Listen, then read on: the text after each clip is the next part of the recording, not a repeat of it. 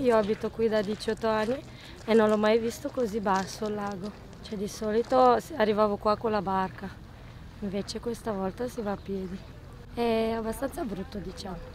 Speriamo un po' di pioggia in più.